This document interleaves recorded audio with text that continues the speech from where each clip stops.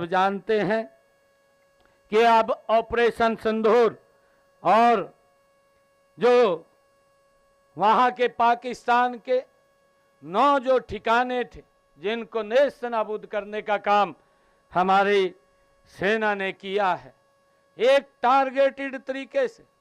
हम सब जानते हैं पाकिस्तान ने जब जब भी आतंकवाद को जन्म देने का काम किया है, तभी तभी हमारी सेनाओं ने उसको पाकिस्तान के अंदर जाकर के उसका जवाब देने का काम किया है। मुझे ध्यान में है, आप सब भी जानते हैं, जब सर्जिकल स्ट्राइक हुई पाकिस्तान की भूमि के अंदर जाकर के हमारे सैनिकों ने उन आतंकवादी अड्डों को नेस्तनाबूद करने का काम किया है। और फिर सर्जिकल स्ट्राइक जो घटना को, उरी की घटना के बाद जो उन्होंने जो घटना को अंजाम दिया था, उस घटना के अंदर भी सर्जिकल स्ट्राइक करके पाकिस्तान के अंदर जा करके वहां के अड्डों को, जो आतंकवादी अड्डे थे, उनको भी नेस्तनाबूद करने का काम किया।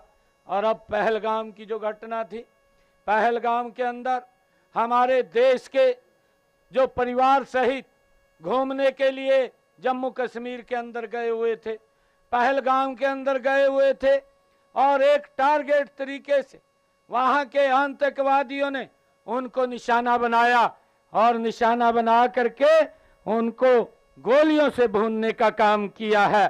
और उनको एक विशेष तरीके से पूछ पूछ करके उनको गोलियों से उनके परिवार के सामने उनको मारने का काम वो किया है। और आदरणीय प्रधानमंत्री जी ने कहा कि इन व्यक्तियों को, ऐसे लोगों को, आदरणीय मोदी जी ने कहा कि अब समय आ गया है कि आतंकवाद को मट्टी में मिलाने का, जो उनकी बची खुची जमीन है उसको मट्टी में मिलाने का काम ये हमारी सरकार करेगी। मित्रों, मुझे ये बताते हुए ये कहानी याद आ रही है कि आदरणीय प्रधानमंत्री जी ने जब इस ऑपरेशन सिंदूर को ये अंजाम दिया तो एक कहानी याद आती है, आप सब ने भी उसको सुना होगा। आपने सुना है कि हनुमान जी, एक बड़ी प्रसिद्ध ये कहानी आप सब ने भी सुनी होगी कि हनुमान जी जब माता सीता के पास गए, माता सीता जब बैठी थी तो उनके पास गए और हनुमान जी ने माता सीता को कहा कि माता, आपने ये सर में सिंदूर क्यों लगा रखा है? तो माता सीता ने हनुमान जी को कहा कि ये सिंदूर लगाने से प्रभु श्री राम वो प्रसन्न होते हैं। तो ये बात ये हनुमान जी को भा गई और हनुमान जी वहां से चले गए। और थोड़ी देर के बाद जब वो वापिस आए तो माता सीता ने उनको देख करके वो एकदम एक औचक रह गई और उन्होंने कहा कि हनुमान, ये आपने क्या किया? उन्होंने जब हनुमान वापिस आए तो अपने पूरे शरीर के ऊपर पूरे पे सिंदूर लगा रखा था। तो माता सीता ने कहा कि आपने ये क्या किया है?